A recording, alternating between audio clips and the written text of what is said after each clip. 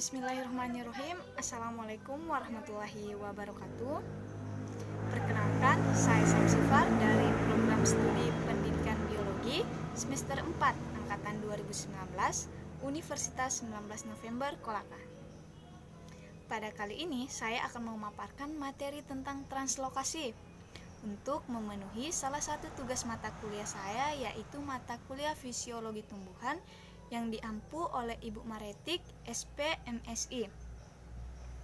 Nah, pada penjelasan kali ini saya akan membagi menjadi 3 subbahasan pokok. Yang pertama mengenai konsep translokasi, yang kedua water stress atau stres air, dan yang ketiga yaitu mekanisme penyerapan air oleh akar. Oke, langsung saja ke bahasan yang pertama, yaitu mengenai konsep translokasi. Nah, translokasi ini adalah perpindahan bahan terlarut meliputi unsur hara dan senyawa organik dari satu bagian tumbuhan ke bagian yang lainnya. Translokasi ini biasanya pengangkutan hasil fotosintesis ke seluruh bagian tumbuhan.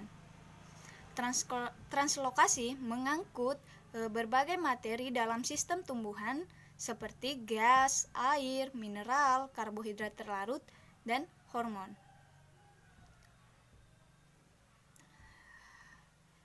Translokasi ini dipengaruhi oleh proses transpirasi. Karena translokasi ini berfungsi untuk mengangkut, jelas di dalamnya terdapat jaringan pengangkut yang membantu proses tersebut terjadi. Telah kita ketahui bersama, dalam tumbuhan itu terdapat 2 jenis jaringan pengangkut. Yang pertama yaitu xilem dan yang kedua yaitu phloem. Xilem atau pembuluh kayu adalah jaringan pengangkut yang sangat kompleks dan terdiri dari berbagai jenis bentuk sel.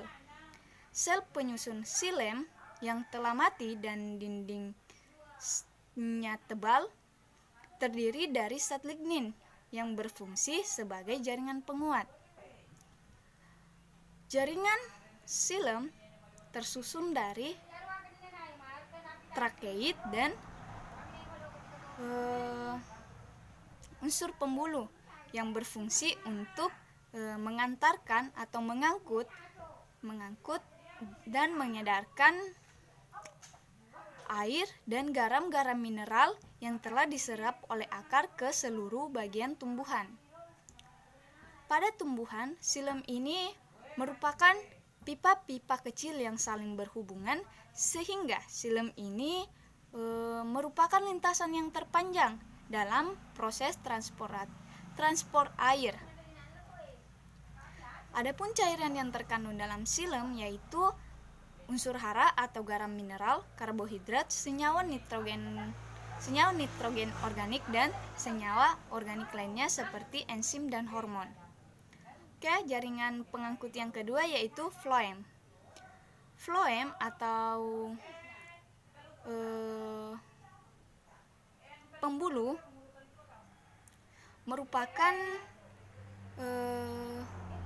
jaringan pembuluh yang terdapat pada tumbuhan yang berpembuluh yang berfungsi untuk transportasi hasil fotosintesis, terutama gula sukrosa dan hasil metabot lainnya dari daun ke seluruh bagian tumbuhan seperti batang, akar, daun, bunga, buah, biji, dan umbi.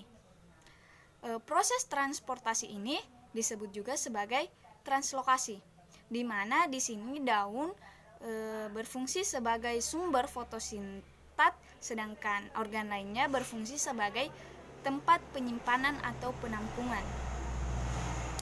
Pengangkutan pada sel phloem terjadi dengan membutuhkan sel hidup yang masih aktif di sepanjang lintasannya dan tidak dapat digantikan oleh bagian batang tumbuhan yang telah mati. Oke, lanjut ke subbahasan yang kedua, yaitu water stress atau stres air. Water stress atau stres air mempengaruhi menurunnya menurunnya proses translokasi. Secara tidak langsung terhadap produksi adalah menurunnya penyerapan unsur hara dari tanah. Menurunnya penyerapan unsur hara berarti menurun pula laju sintasis pada protein.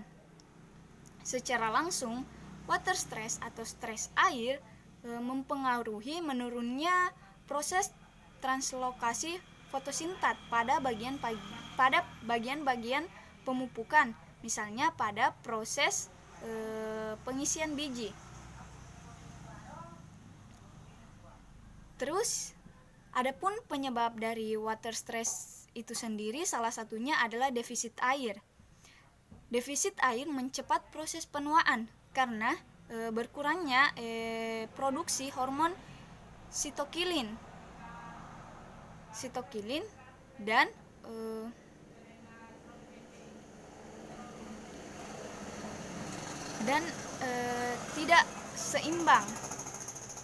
tidak seimbangnya hormon yang ada di dalam daun.